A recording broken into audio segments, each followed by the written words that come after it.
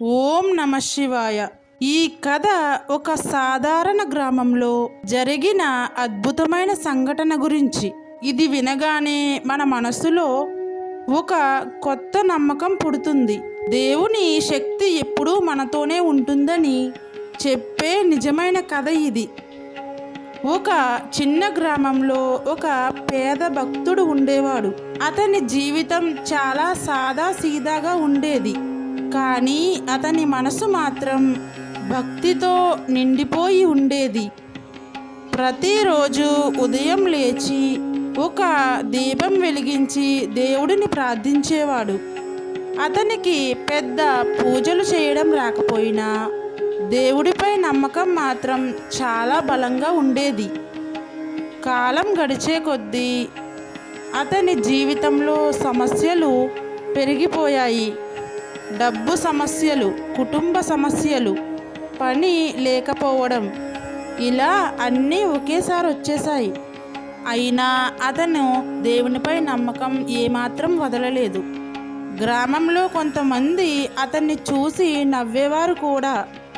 నీ పూజ వల్ల అసలు ఏం మారుతుంది అని అనేవారు. కానీ అతను వాటిని పట్టించుకోకుండా తన భక్తిని కొనసాగించేవాడు. ఒకరోజు రాత్రి అతనికి ఒక అద్భుతమైన స్వప్నం వచ్చింది.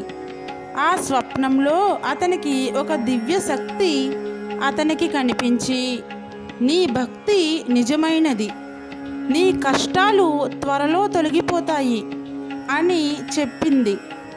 ఆ మాటలు అతనికి ఒక కొత్త ఆశను ఇచ్చాయి. ఆ తరువాత కొన్ని రోజులకే అతని జీవితంలో మార్పులు మొదలయ్యాయి.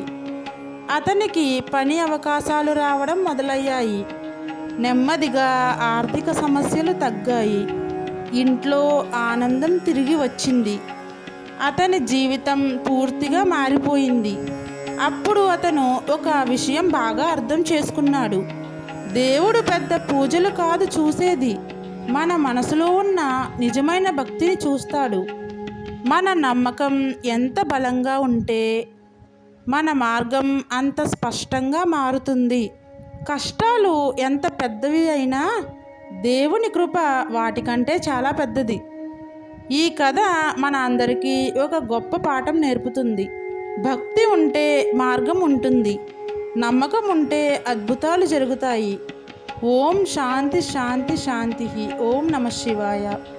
ఈ దివ్య కథ మీకు నచ్చితే వెంటనే లైక్ చేయండి. ఇది ఎవరికైనా ఉపయోగపడుతుంది కాబట్టి షేర్ చేయండి.